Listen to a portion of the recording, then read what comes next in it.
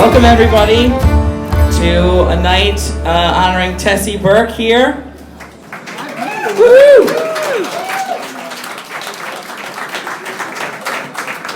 We have our family in from Ireland,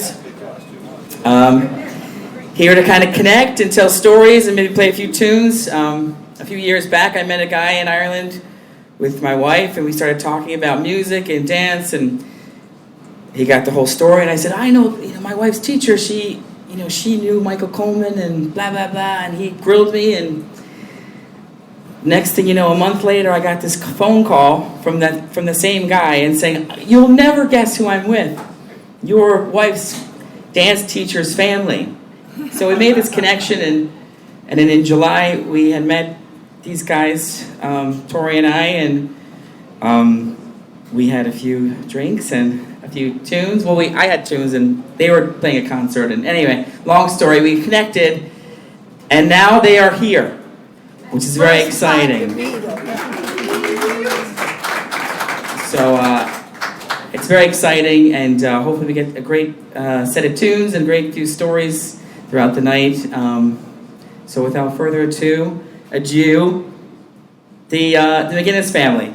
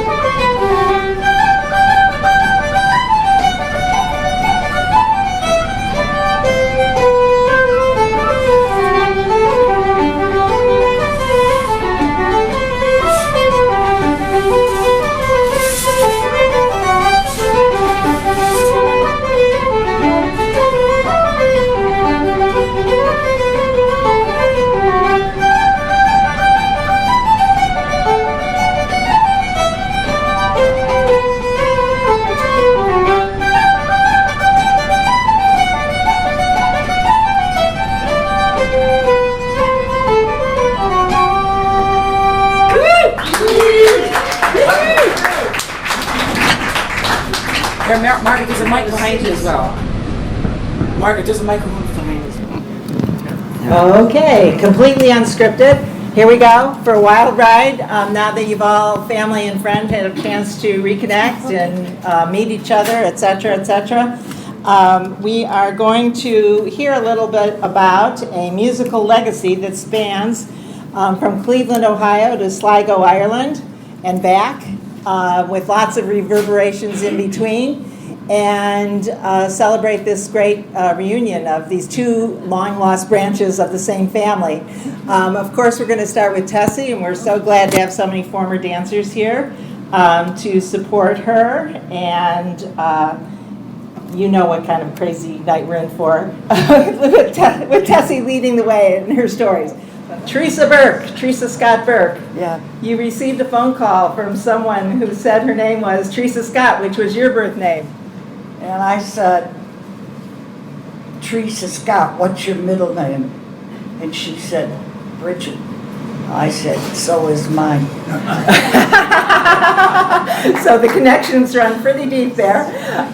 So we're going to let you tell your side of the story first. Tell us about your dad, where he was born, and how he learned how to play music. Let's start with that.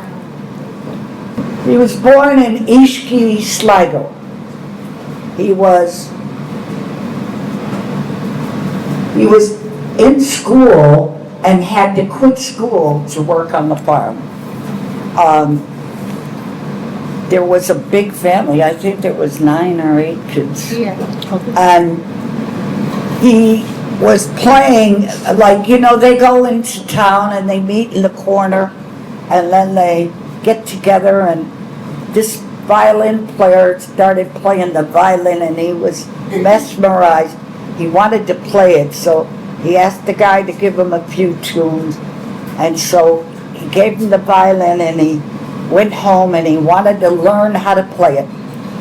But he couldn't go because he was too busy on the farm.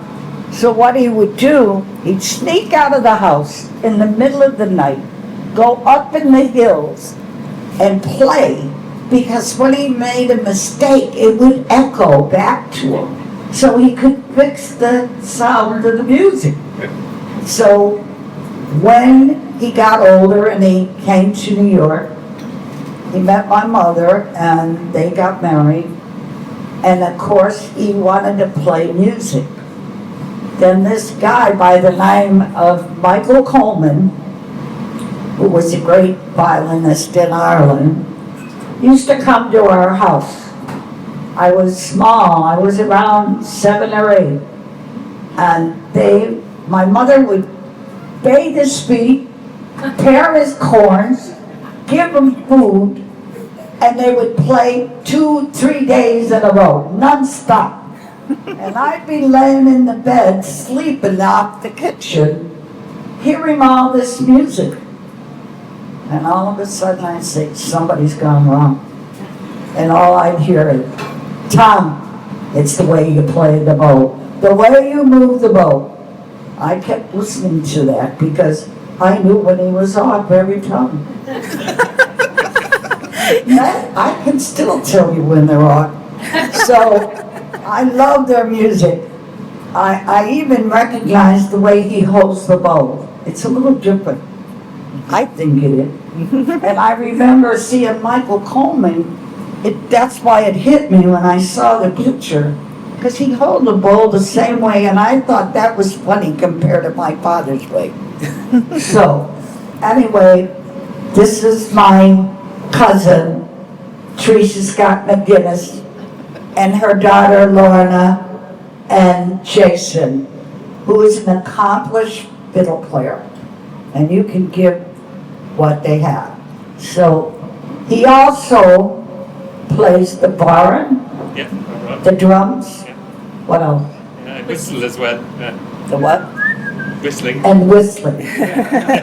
Lorna plays the flute, she plays the piano, she plays the harp and the tin whistle, right? And the mother plays the tin whistle as well. They all play, and they have a brother that plays the accordion, and Damien. So they have a band and individual. But that's the way my father's family was. All his sisters could pick up any instrument and play it. They were never taught a lesson. So the old-time musicians like Al, Francis, did you ever take a real lesson, or did you just learn? Both. What? Both. Oh, you did take a lesson. Yeah. He was. Well, is there any other musicians here? Is Barrett here? Not yet, no. Young lad. Huh? Young lad. Oh, yeah, we got Brian Holleran as well. What do you play? There's the flute. Huh? Flute. The flute. Oh, we got a flute. Well, we'll turn it over to Margaret and the family.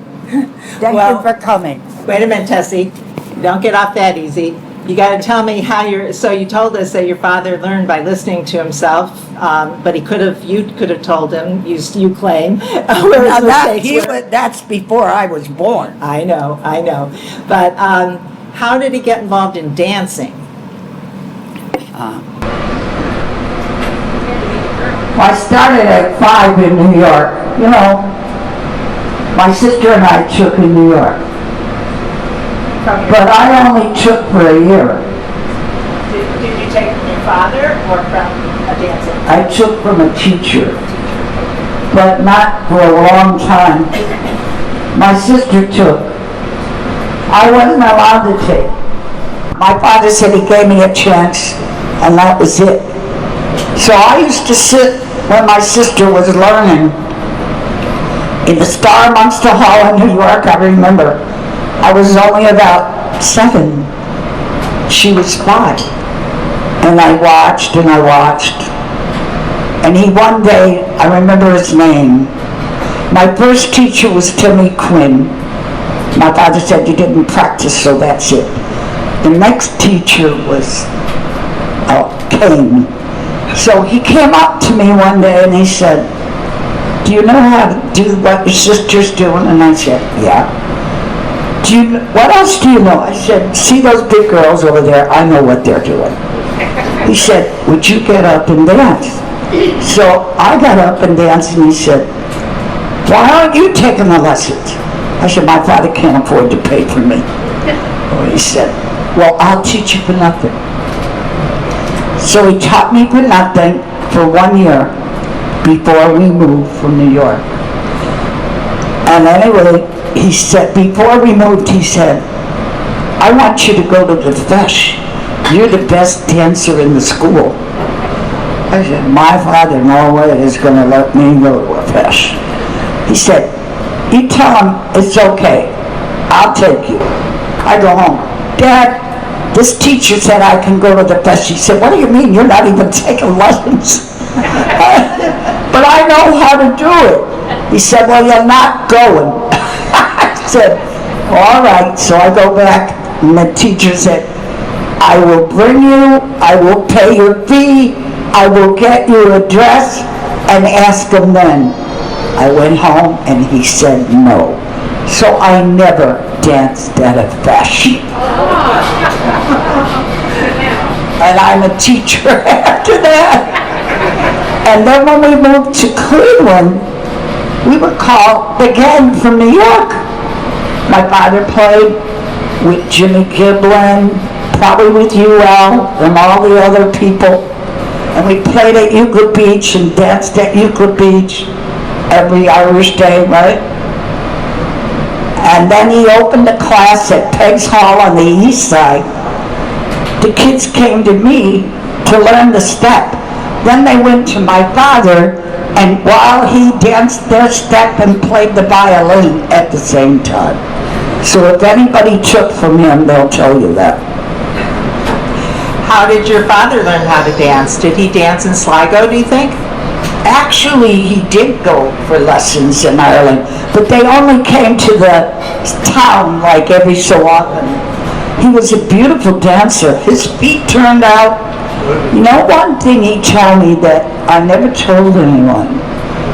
He said when they judged back in the early 1900s, they danced behind the screen, and they judged you by the sound of your feet.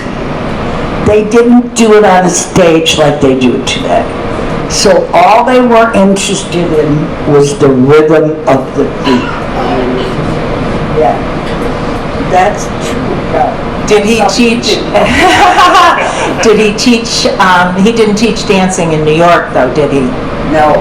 What kind of thing? Who did he play with in New York? How did he? Where did he play? And how did he find? Lauren, what's his name? Paddy Calloran. Patty Calloran and the other guy, Andy McGain. Who else? John McGuinness. Oh, John McKenna. No, that's a teacher. McKenna used to teach in Cleveland. Yeah. No, he played at the Catskills because he was a good friend of what's the name of the people, Feelies, that opened the Catskills, and asked my father to go up there and play. He missed the boat there.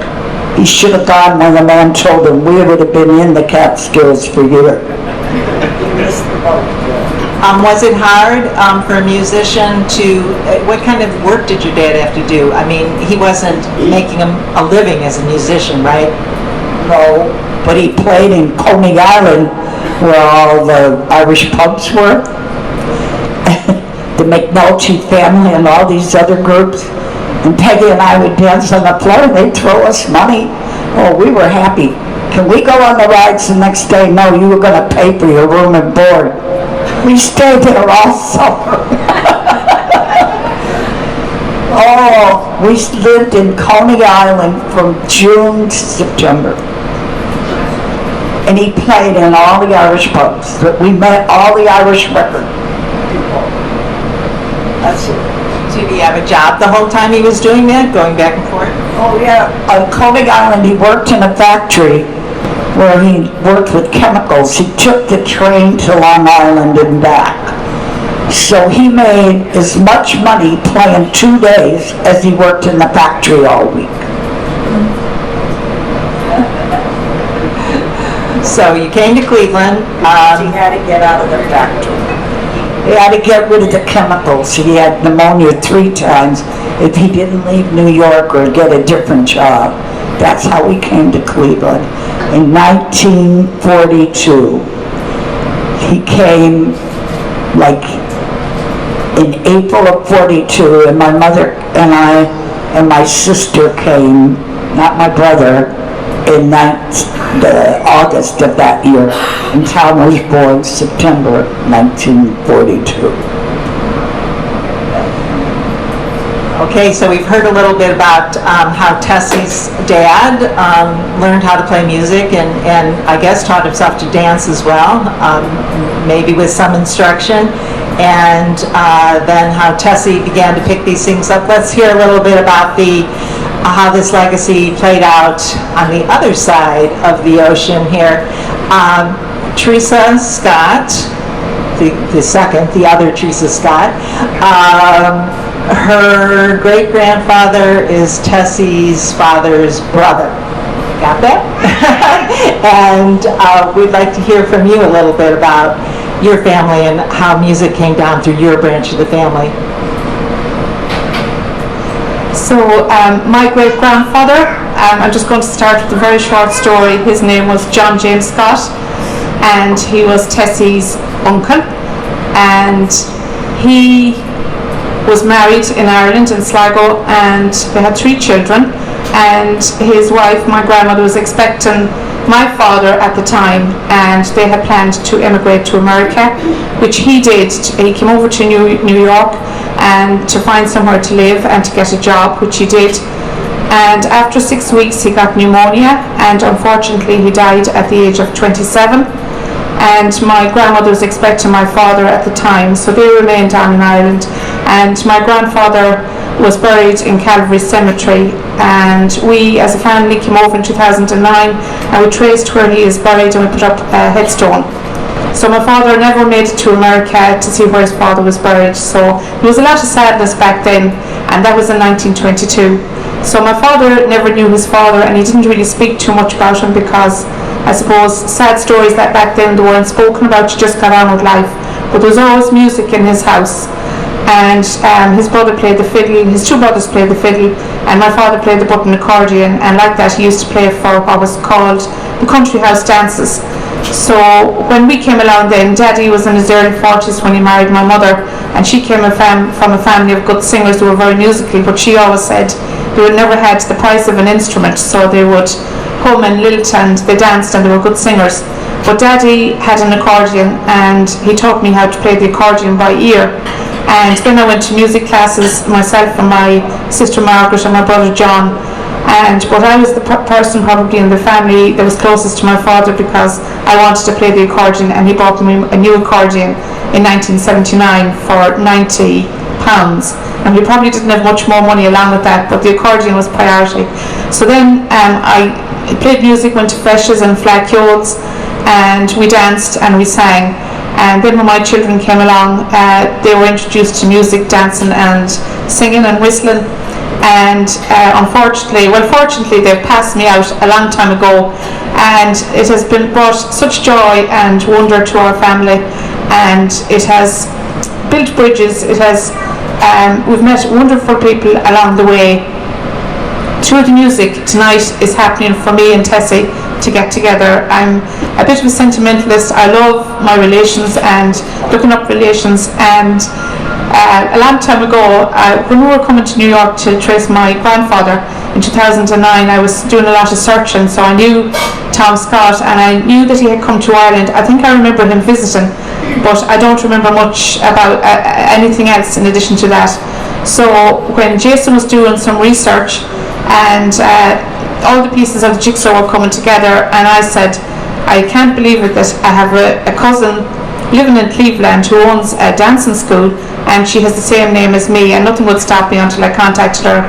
And then will I or won't I? So Marcus O'Murricu and Brian Holleran, who have been instrumental in getting us here to Cleveland for this week. We just had the midterm break, so we're over here. So we're really, really indebted to Brian and Marcus O'Murricu. And the evening I made the phone call to Tessie, and I was praying that she wouldn't doubt me, that I was one of those freak Irish people who wanted to connect with America and look for any inheritance or rich relations and bring back dollars. It was a real genuine, and I'm really inspired by this lady. If there's Teresa Scott here, I'm now Teresa McGuinness. If the Teresa Scott here is half as good a lady at 91, please God that I live that. I'm so proud of you, Tessie, and this is really a very, very special occasion for us. And I'm delighted that the music has brought us together. And so I don't know, is that answering your question? But it was just that music has always been part of the family, and that's why we're here tonight. And it's great that we're able to mark Tessie's night as well together in music, song and dance. And we'd love to meet everybody here, and if there's anybody here with instruments, come up. I only play a few tunes on the accordion and maybe a little few more tunes on the tin whistle, but these are the experts in my eyes, and Brian and whoever else is down there for more tunes. Yeah, we'll do that in a second, but first I'd like to ask Jason to tell us a little bit about this special fiddler, Michael Coleman, who was important to Tessie's dad, but also someone that Jason has done a lot of research on, who's a very legendary Sligo fiddle player and had a unique fiddle playing style. And Jason, I wonder if you can tell us a little bit about what makes it unique, some of that special bowing that you might...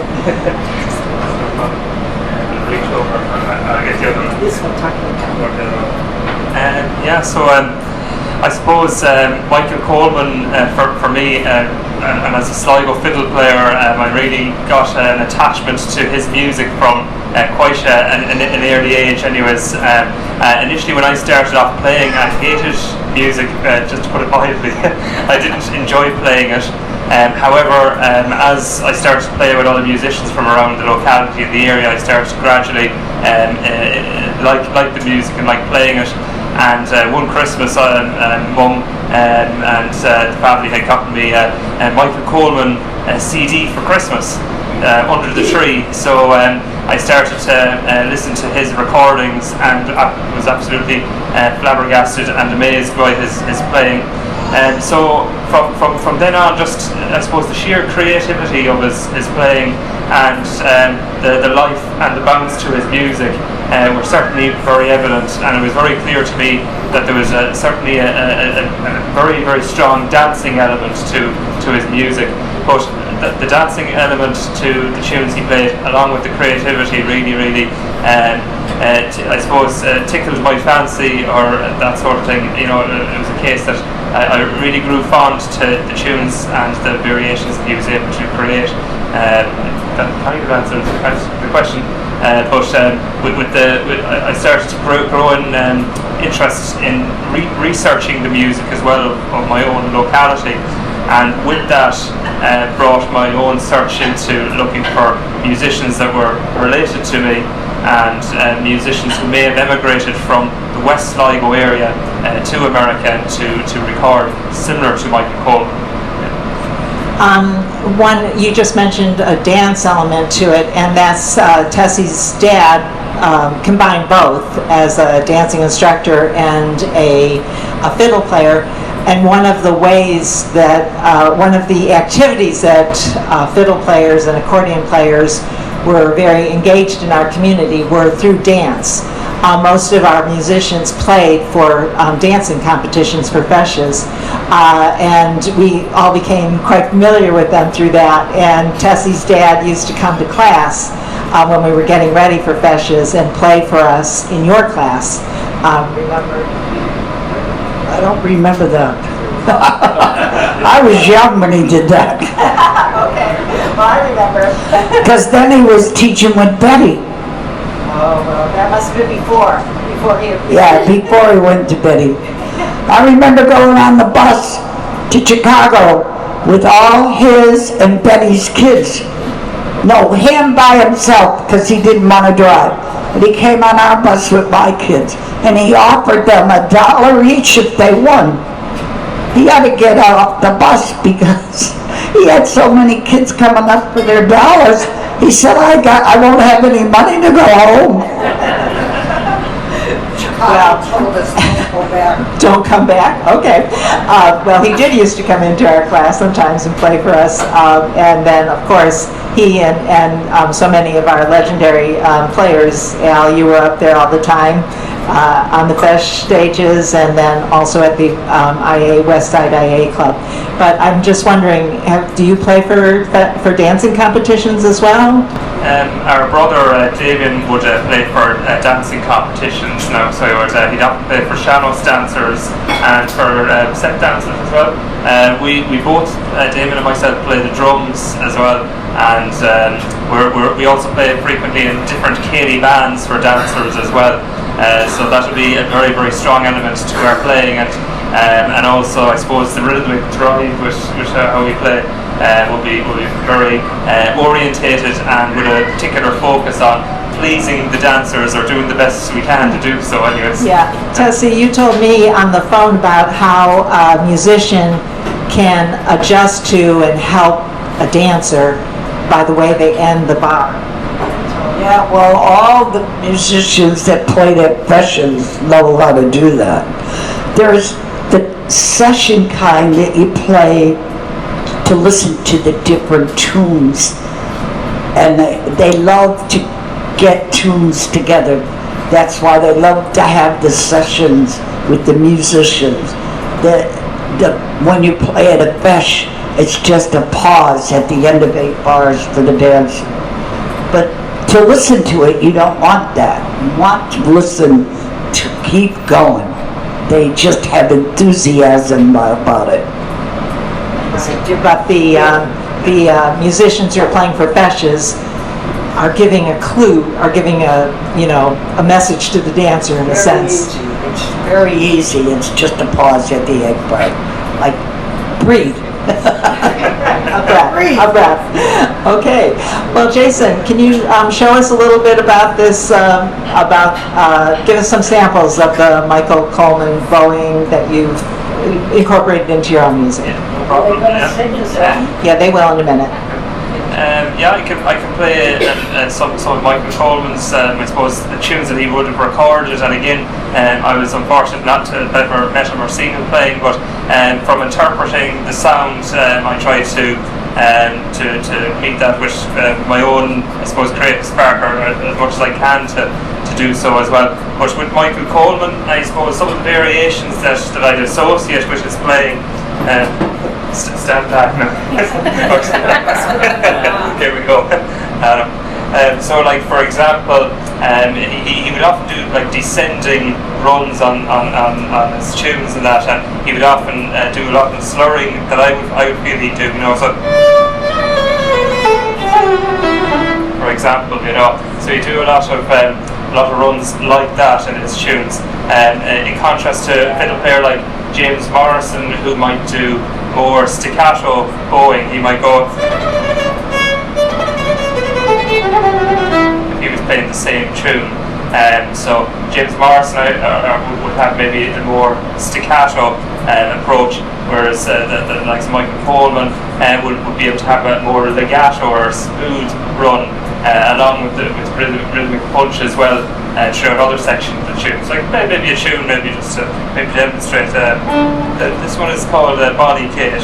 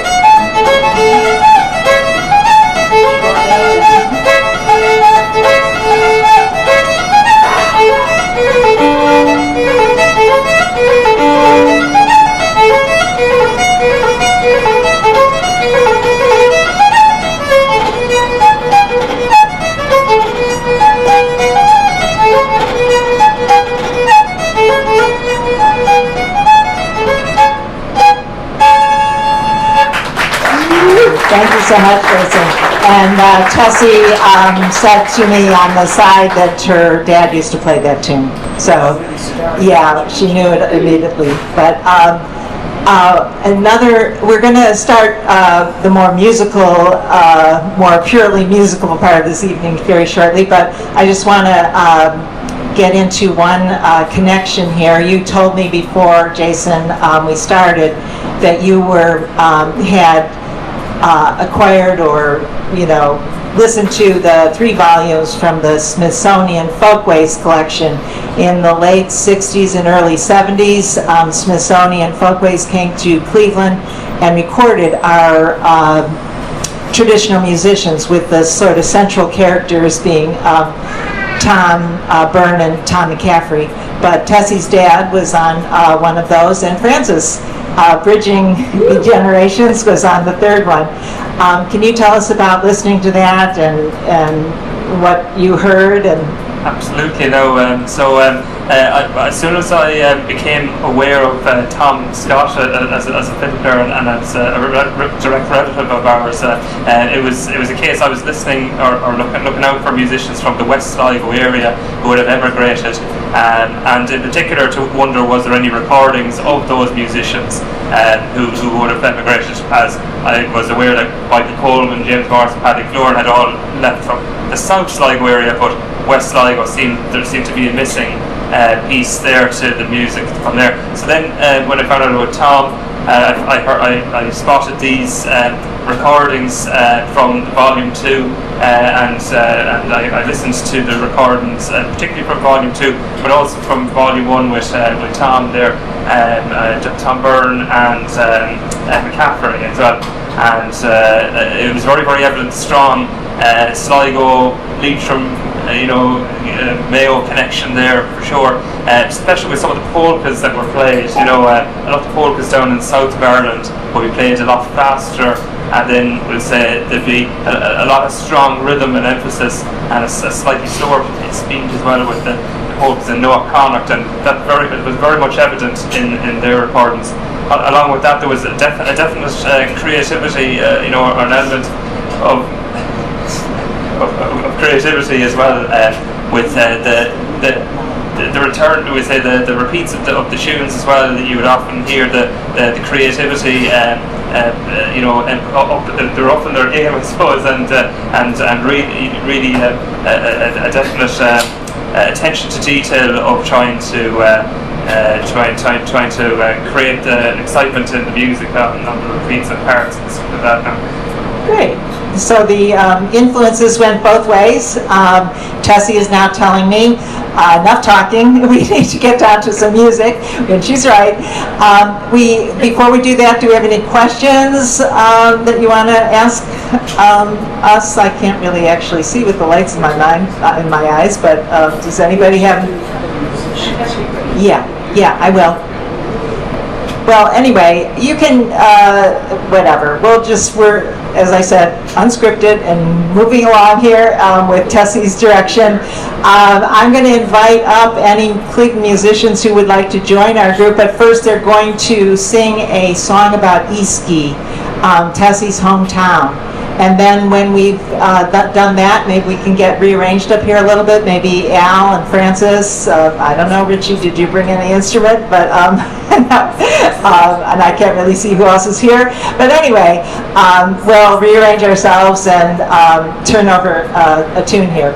But would you guys like to sing the song about Easkey? Okay. What do we need to do to change over for that? Okay. So I just introduced this song. It's called The Little Town of Easkey, where Tom Scott left and where my grandfather came. So it's an immigration song. It's a short 4-verse song about it just gives a description, really, very simple song. I don't normally sing solo, so hopefully I'll make a good enough job of the song.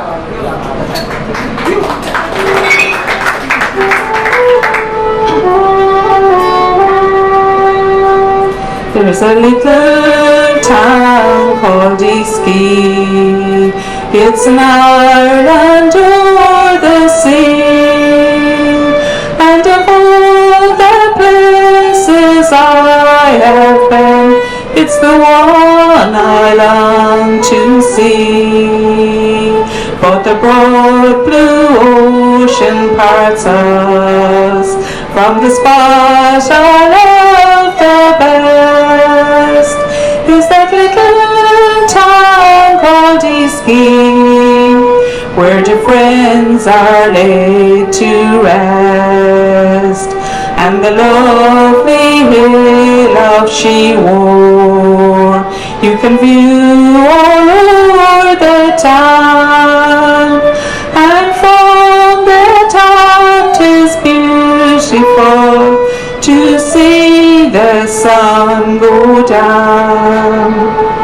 If you're looking for love scenery, you need no further go than that little town called Easkey, where the Kilban waters flow, and the ruins of dear old Easkey I will try to see once more, when I think of Rossley Castle as it stands upon the shore, and charming Temple View, where the ferns and flowers do grow, near that little town called Easkey, where the Kilban waters flow.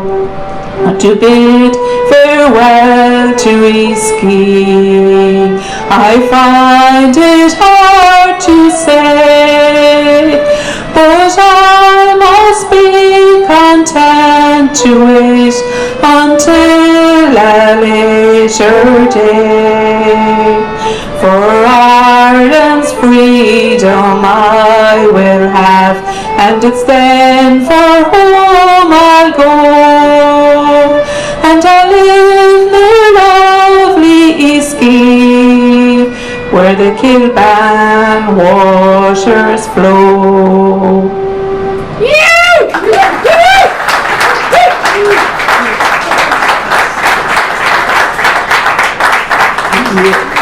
Yeah, Tessie mentioned how the air is similar to A Mother's Heart's a Blessing, as one of the old-time favorites at the West Side IA.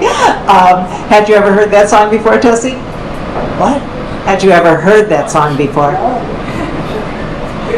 The tune at the beginning, I heard it sometimes. Uh-huh.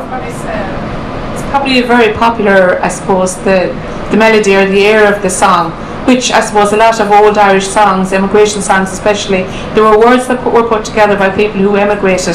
So I suppose they chose an air that was familiar and easy to learn to put with the words. So My ears went into yeah, my uncle would have sung that song. We don't know who wrote it, but it was obviously an immigration song from our area. So that's the reason I just chose that tonight. Very nice. Thank you very much. Okay, Brian, give me some guidance on how we're going to move into this next stage here. Well, don't you guys want to play a set of tunes and then we can figure it out? Yeah, by themselves, yeah. Yeah, a set of Yeah. tunes.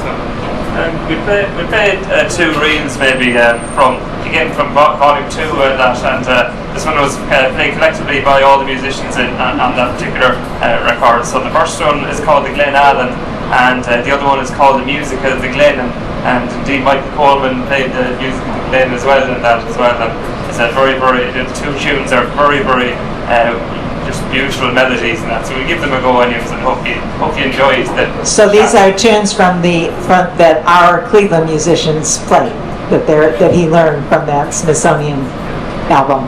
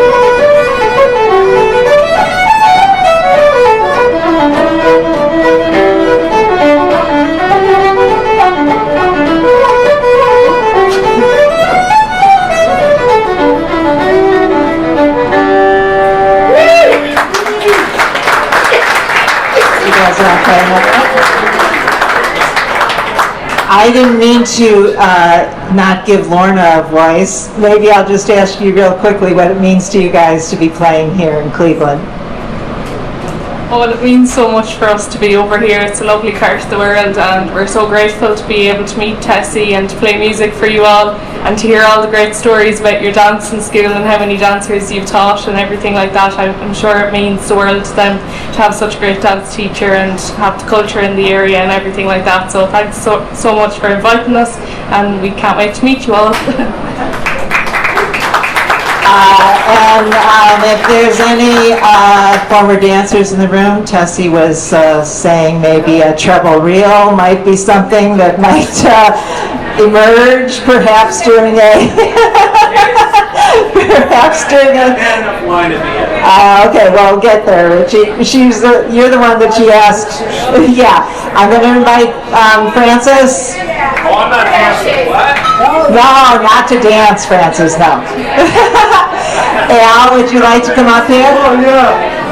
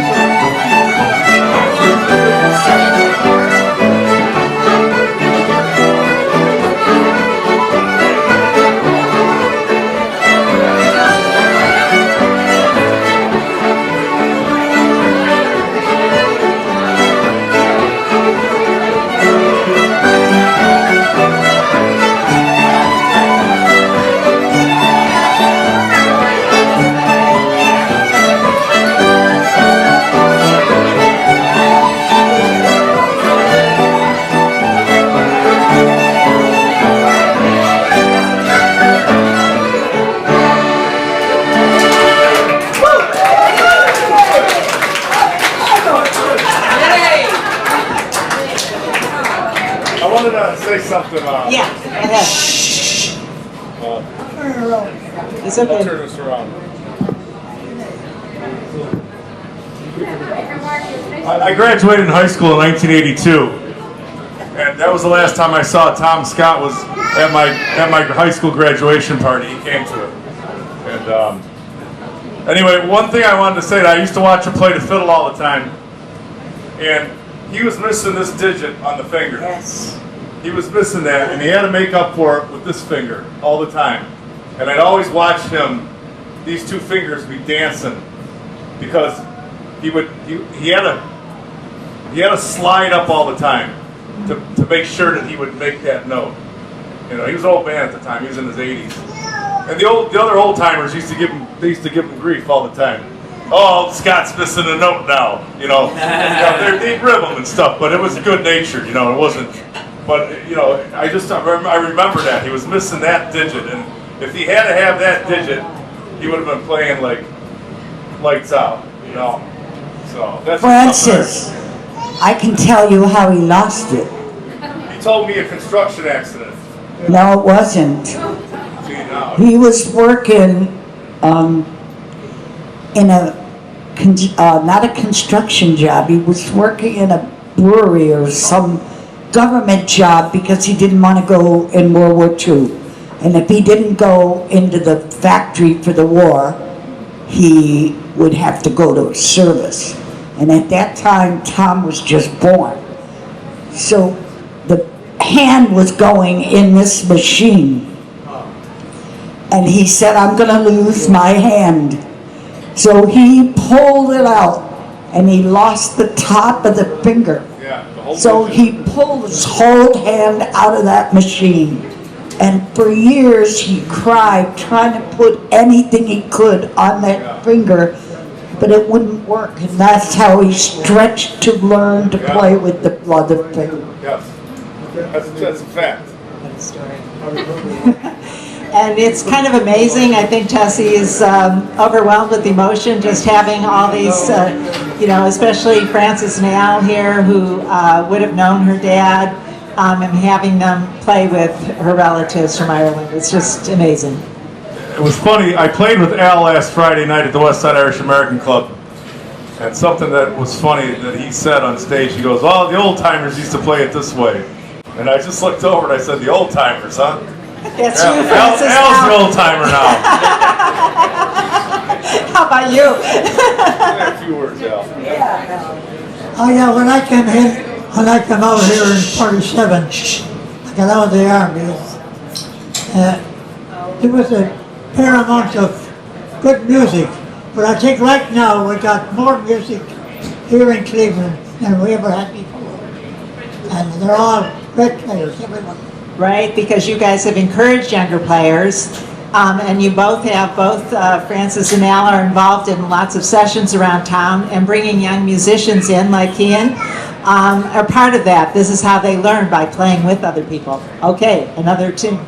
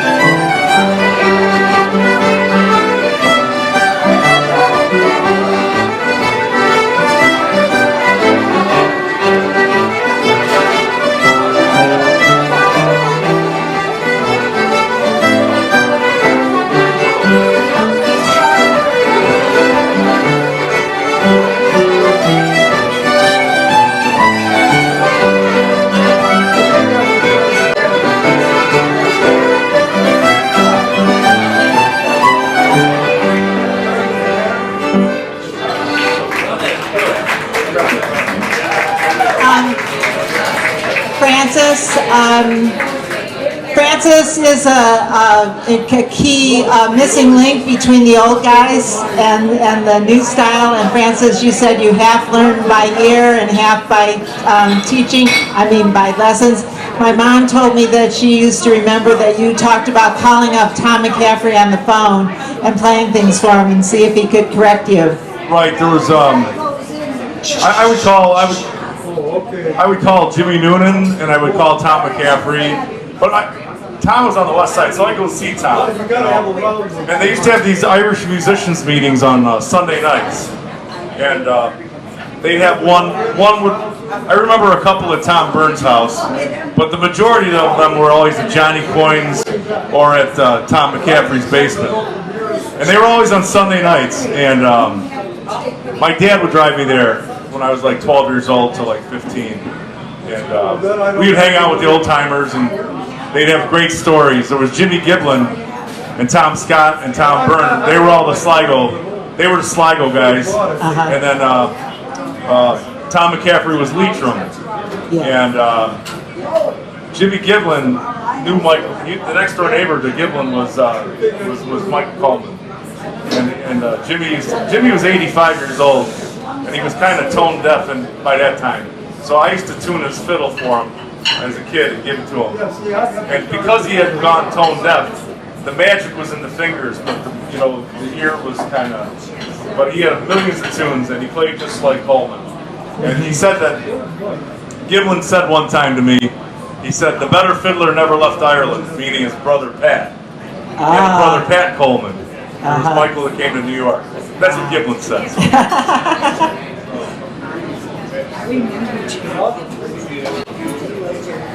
That's supposed to be true that Michael Coleman's brother Jim Coleman was actually a better fiddle player than Michael, but unfortunately if you didn't leave Ireland at the time and come to America and got recorded, you didn't make it famous. So Michael Coleman was blessed, and the likes of James Morrison and Paddy Killoran to have come to America and got their music recorded, and that was a lot of musicians back home were never recorded, so the music was lost. So thank you, America, for recording the likes of the Irish fiddle players and the Irish musicians, and we can listen to them now, and including Tom Scott and. Oh yeah, even Paddy Killoran fell Tom, didn't they? I met Paddy Killoran, yes. They would have been a bit older than your dad, wouldn't they? Just a bit? Yeah, he was the accordion player. I met him with my dad playing, right. He played with them at these places in the pubs in New York, in the Bronx, where West Side Story was filmed.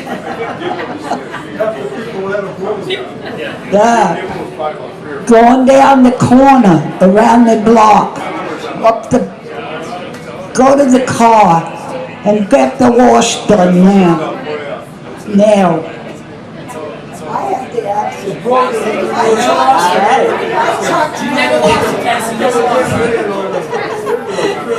What's your next tune?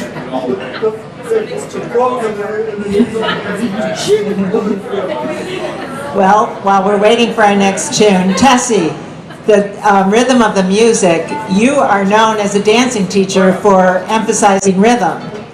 You think that's related to how your father taught you? Do you remember when Michael Flatley opened the school? I remember Donnie Golden calling me on the phone. Tessie, you're done now. What do you mean? He said, Michael Flatley has the rhythm. I said, so do I. Who gave him his first food? Yeah, tell us about his first from you. What? Who gave him his first? I did. Years ago, there were hardly any registered adjudicators in America. The first qualifying for the world only had one registered out of every 3. I was on Michael Flatley's because I had no one in it. And the 2 next to me were none registered. and they gave it to a kid from New York, but I gave first to Michael. So it ended up a three-way tie for, but I was the only one that gave it to Michael. He owes it all to you, Tessie. He owes it all to you. That was the source. He didn't start dancing until later. Tessie, he was like 11 when he started dancing. He started late. Wow. Yeah, he started late. Very late. Dennis came up to me and he said, I got the best dancer, and you won't believe it, Tessie. He only just started a month ago. And that's how it was. He was so good. We used to go to his parties all the time, you know. Flatley's always rented the best suite ever. They did. Good. Yeah. George White's to the Mountain Road. Yeah. You played a Mountain Road single or not? You should do the same thing.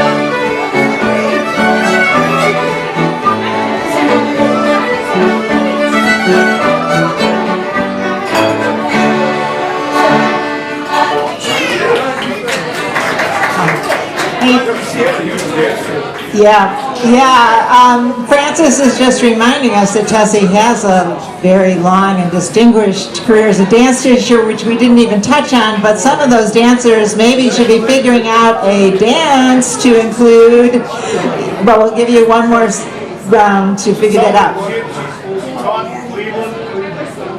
Cleveland, Youngstown, Pittsburgh. She was constantly going back and forth. She's still going to Youngstown, still driving herself on occasion. I don't know if she should be, but anyway. And Elyria, many a time spent in driveways and garages. Private lessons out in Elyria. Yeah. Francis was a dancer, as he explained. When his feet got too big for his, he stopped dancing. Well, that happened when you're 13. You're not dancing anymore.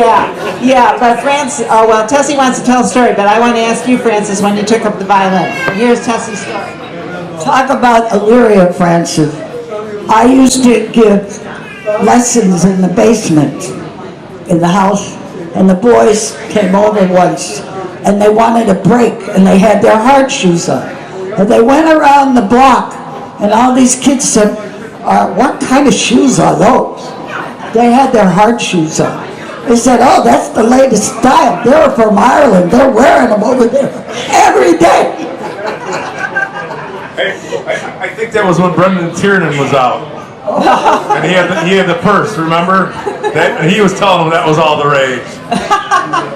Francis, when did... Yeah, I did. So Tessie brought in dancing teachers from overseas from a very early time, and Brendan Tiernan was one of those earliest ones. But Francis, when did you pick up the violin? I was between 2nd and 3rd grade this summer. I was 7 or 8. Because your parents I was didn't held play. back, so, you know. Your parents didn't play instruments, did they? No, my mom could play piano. And, okay. My mom sang. My Annie loves to sing. My dad played violin. He only played like 3 tunes, but my grandfather played. Okay. And my grandfather was friendly with a couple of the great fiddle players from Cabin. There was a guy named Leary, and Leary was a buddy with Reevy, and then Reevy moved to Philadelphia.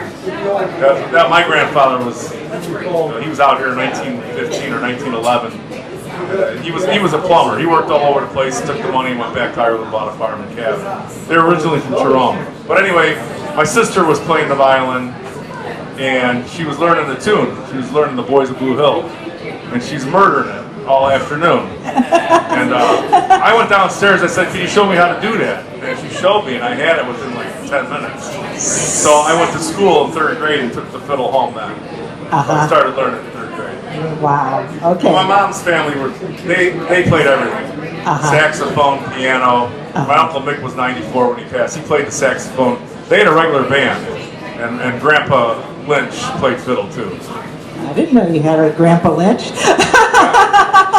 We'll have to talk about that, Francis.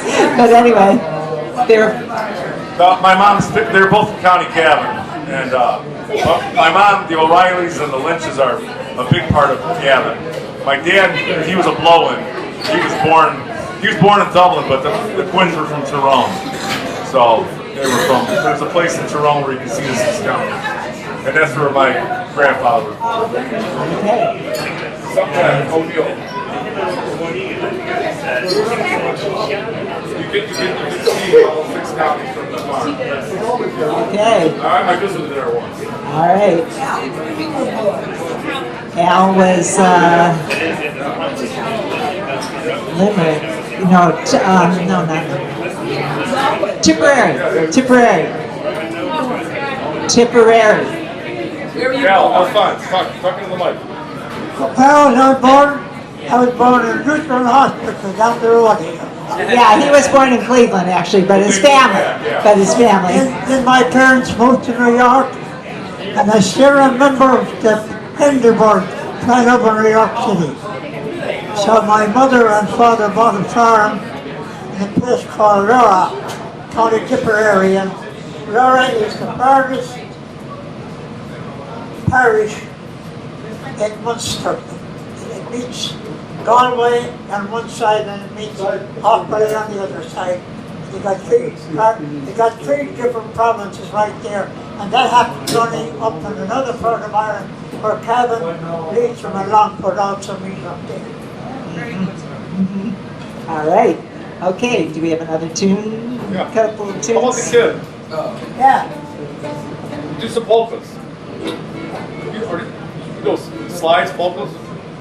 We're doing set dance. Don't do those modern set dances. Whatever you want to play, okay? Those modern set dances.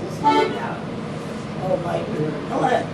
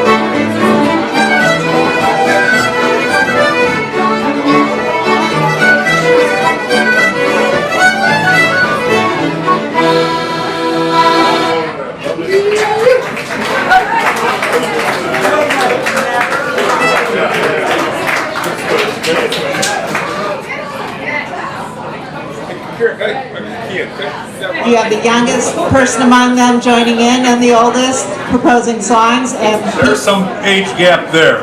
yeah, Kean, how old are you? 15 and 98. 98. Wow. That's awesome. I live 2 accordions. Yeah, right. Well, we played last Friday with Al. We play the second Friday of every month at the Westside Irish American Club in the pub. And there's usually Pat Custy.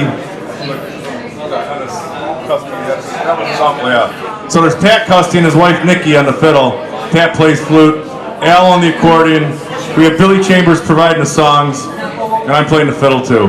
But we played last Friday, and I would say the first hour of that music you could have recorded. It was that good. He was on fire. So, I'm just telling you. I believe it. Say a few words, Al. You're making me blush, Francis. It was great. So we played her once a month. Just for the crack. Yeah, you've got to try some of these sessions around town.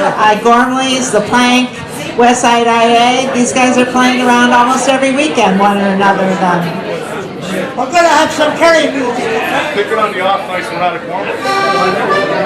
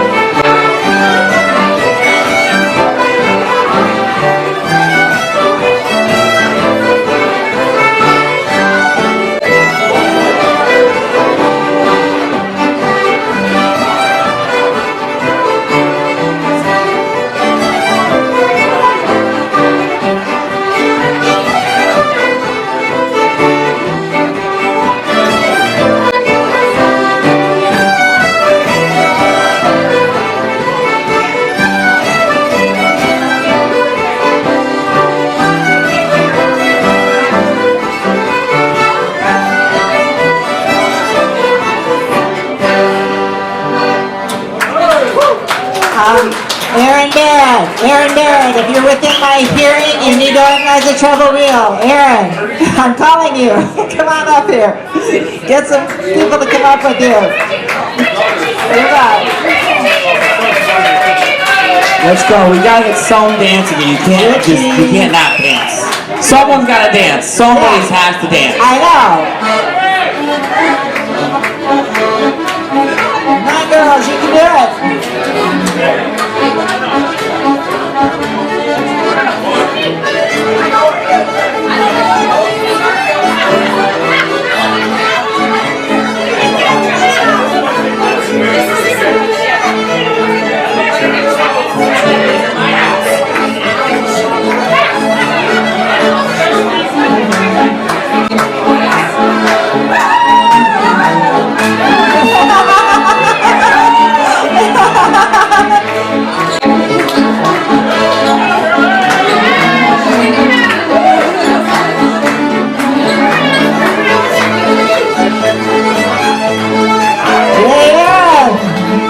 Hey, Jessica.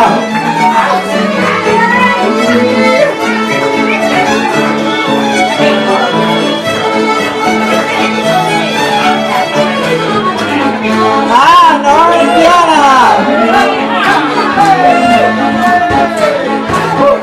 Not bad. Richie Reese, you can do that.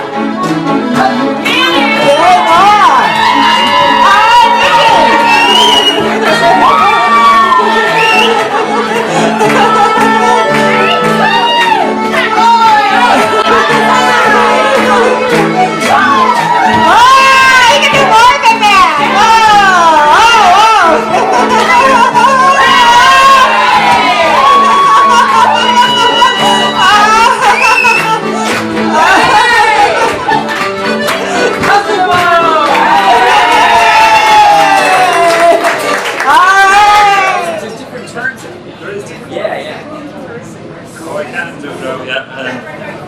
I was just talking to France there and just saying about some of the tunes even that when I was listening to the Cleveland recording and talk about this with Tessie as well, and you mentioned the, kind of the old timer tunes or the old time tunes, you know, and but some of those tunes you know wouldn't always be played nowadays at home when I'm playing in sessions, and I'd be playing around the country quite a bit myself, and that, and I'm sure Brian as well when you're over as well the same, you know, and some of the tunes that they played back then, some of the versions, you know, haven't been played, or those tunes. So that's for me, anyways, is really the golden gems that I really take from these records. Is that when you listen back to those records now, it's a period in time, but it's also a chance for them to re-emerge and to really help, you know, the younger generations and the older generations as well. So, yeah, there we go.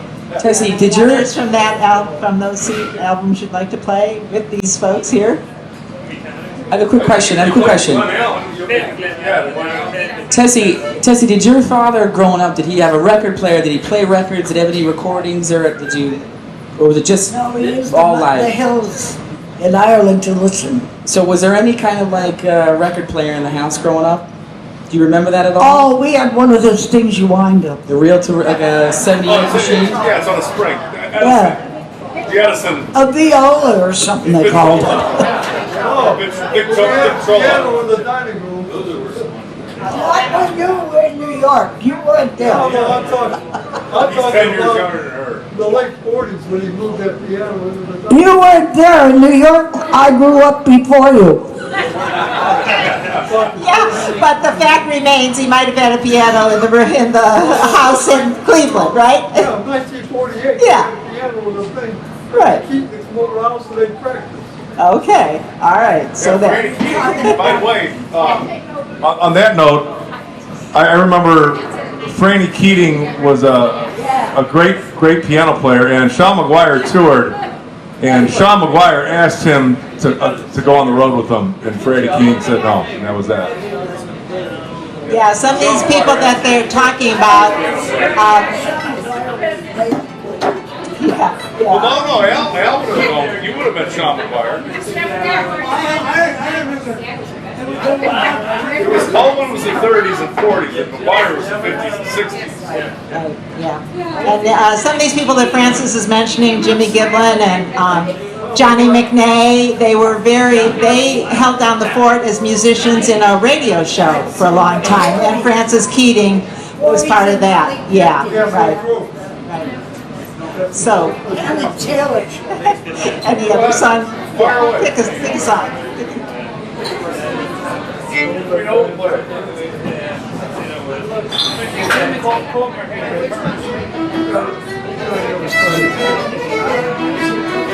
Slipjig.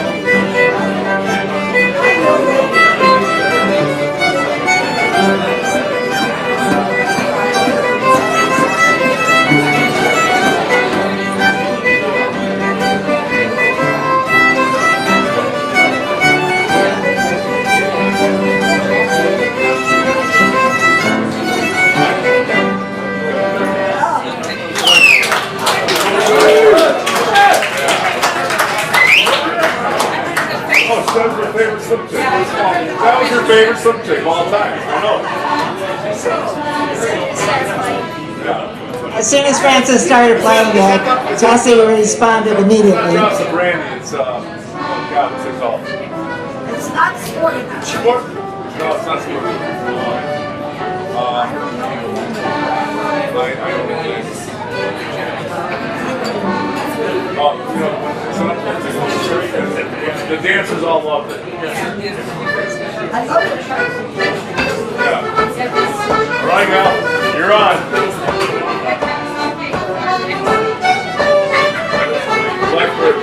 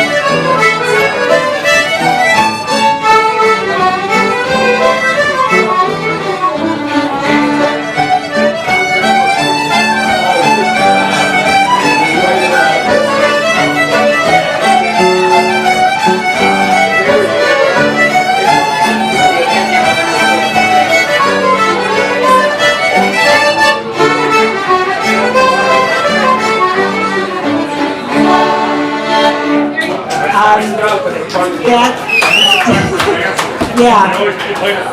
AAD.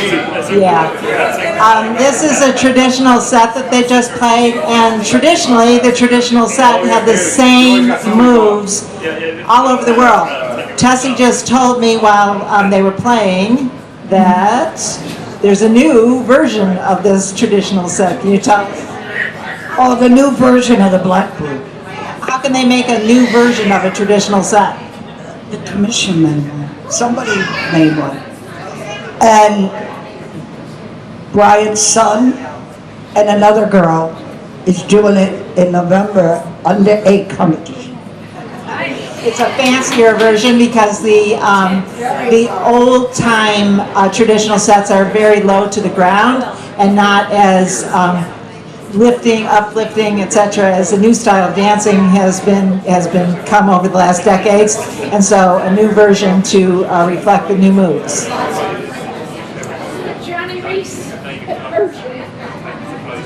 Johnny Reese has his own version of the. All right.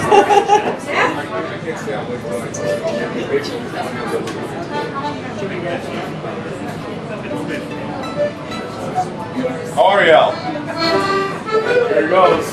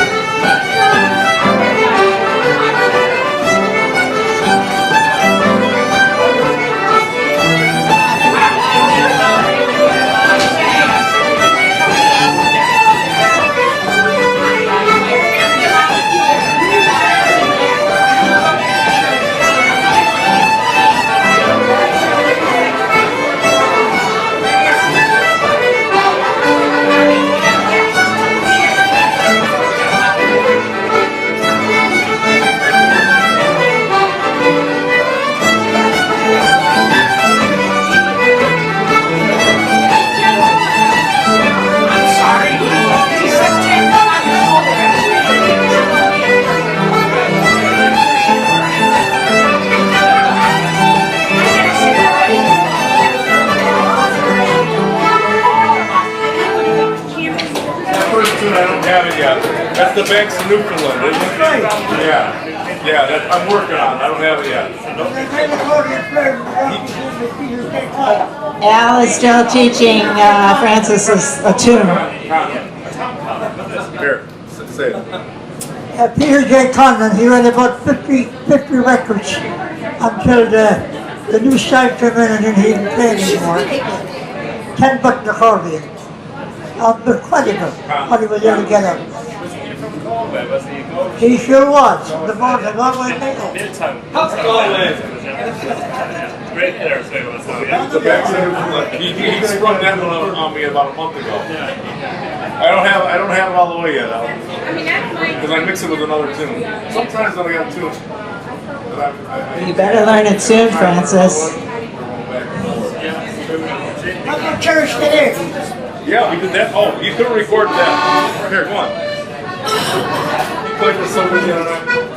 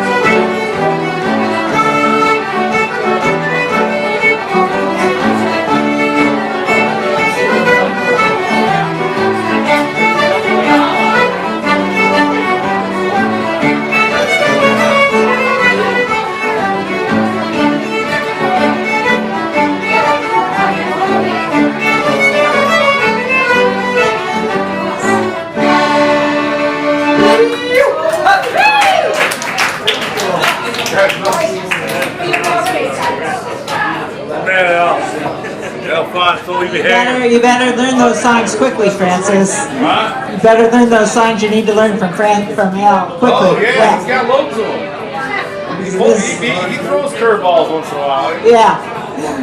Have you got a St. Patrick's Day in you, do you? Are you going to dance? For you, absolutely. There you go. You go, barman.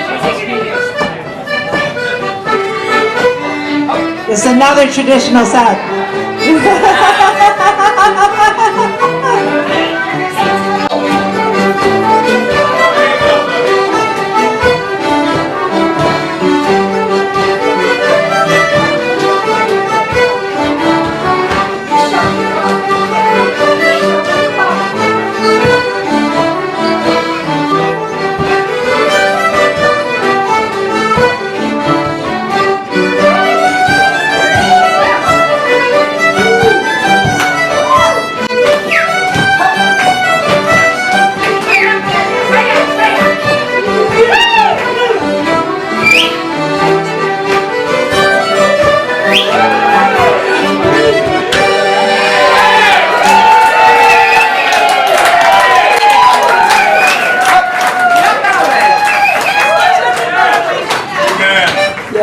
It was just the way we all learned it. That took everything out of me, not gonna lie, I am absolutely spent. Spent. Now, just a quick word, because I love to steal a mic when I can. They don't let me near these. I'm barred from 4 karaoke rooms in town. So, when I was a young lad, around the same time of the year, we all used to go up to Easkey. Believe it or not. We'd all go up to Easkey, especially around this time of the year, after Hurricane Milton would have been in town over here. We'd all go up to Easkey. Does anyone know why we'd all go up to Easkey in the winter time? For the surfing, hop, and the tunes, of course, but for the surfing first and foremost. Easkey is Ireland's only reef break. So all the pro surfers in Ireland go up to Easkey to surf that one reef. I was up there once myself. It's too dangerous for beginners like myself.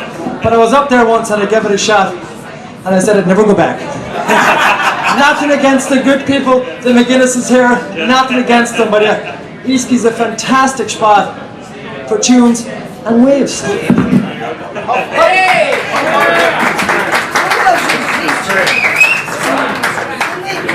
Yes.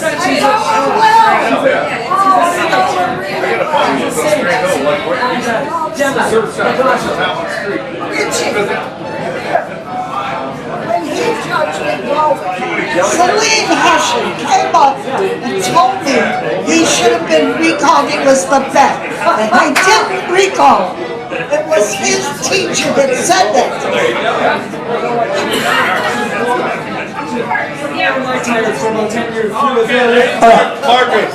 Marcus. Nice job. Hey. Hey, Marcus, I used to surf. There you go, if you're looking for the waves. I surfed in Florida, I surfed in Costa Rica, but I never surfed in Ireland. So Tessie knew Marcus's dancing teacher, so more connections.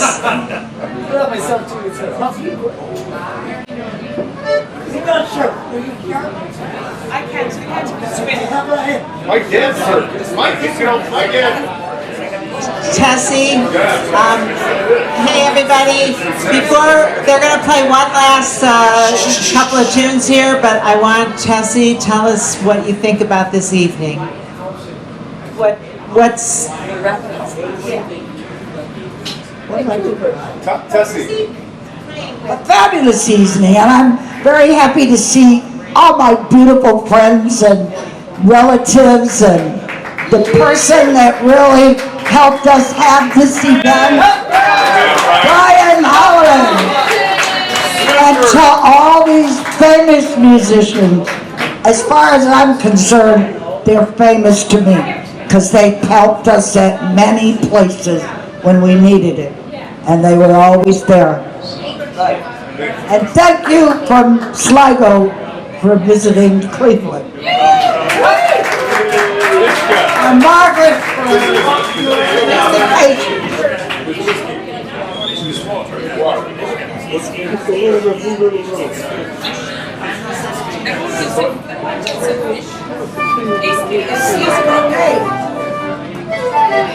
Hey, why don't we do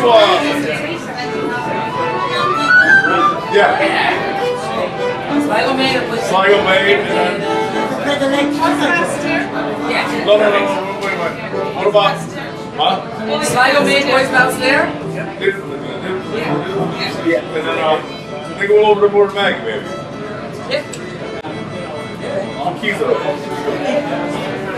They're curating their last couple of tunes here. Oh, jeez. No,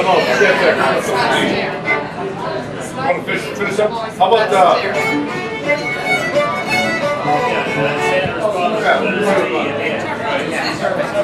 yeah. You want me to finish up instead? All right. So, you're going to start. Go ahead, start.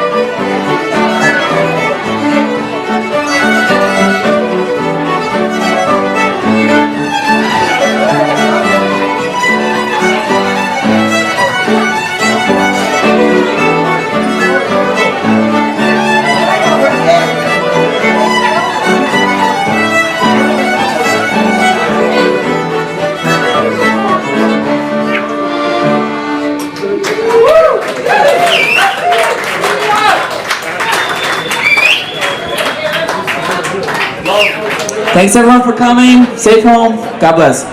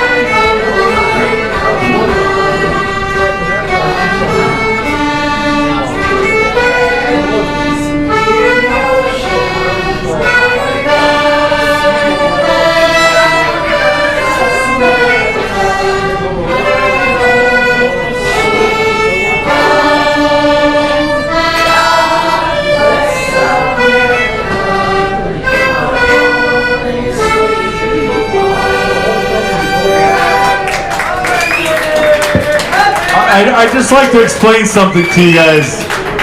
I'd like to explain why we do it that way. And Al explained it to me one time. We do the Irish national anthem in respect to the night, and you know, the festivities are over, but they're not over. So we don't play the American national anthem because the night is not over. So we play God Bless America. So we do the Irish national anthem, we do God Bless America, and you can carry on.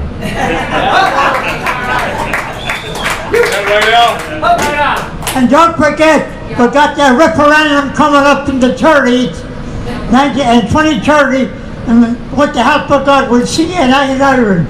If everything goes good.